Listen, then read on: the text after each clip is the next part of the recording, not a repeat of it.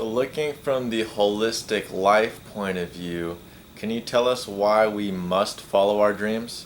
Absolutely. Yeah, I think it's essential that we follow our dreams. Or, as Bernard Beckwith likes to say, is that when we're guided by pain, we're going to be pushing. But when we're pulled by a vision, then it's effortless. Then we're actually being pulled forward. And that ultimately in life is my hope and my aspiration for every single person watching this and for myself, is that we continually get in a flow state of life where we're not pushing against the grain. The old paradigm was that we have to work hard. We have to work hard, hard, hard, hard, because that's how we achieve certainty, right? That's how we achieve that certainty bias that we have, that cognitive bias that we have in a society that's dominated by the left brain, which is pretty much the abacus. It's the calculations, it's the analytics, it's the logical mind. It's if you know, show all your work on the math board kind of thing. It's very mathematical.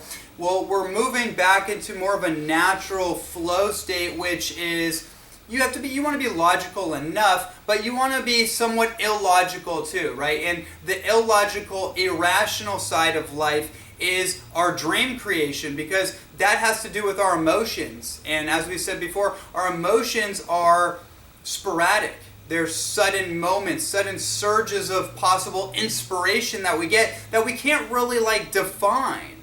But it's still real and we feel it, and it comes up for a reason. So why do I say all that? Well, ultimately the conclusion of all that is to understand that following our dreams, it seems illogical to a lot of people because they're so stuck in almost like a societal straitjacket of a 9 to 5 reality. When you're really following what grabs your heart, when you're following your passion and you're turning your interest, you're turning your, let's say, your vacation into your vocation, then that becomes your life. It's not just a 9 to 5 thing where you compartmentalize your life, your work life, your relationship life, right? We're basically divisioning out different parts of who we are.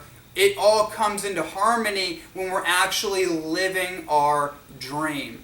And so that's why I say you have to follow your dream, because there's countless studies that actually show that people that do not do what they love to do, they're not let's just say they are not entrepreneurially speaking, they're not somehow turning what they love to do into some kind of economic vehicle, or better yet, just people that just aren't doing what they love to do because they're focusing on the family, they're focusing on their job, they're basically allocating their life force somewhere else. There's plenty of studies to prove that actually it lowers people's quality of life. It lowers their quality of health. My sneaking suspicion is that when you do what you love and your entire day is comprised of playful activities because you're doing what you love, it's no longer work, then your level of life force energy skyrockets. You're no longer getting fatigued all the time. You're no longer getting tired. You're no longer needing your midday cup of coffee or your midday nap, right? You're living life full on. You're fully engaged, and that in of itself is the ultimate key to health in my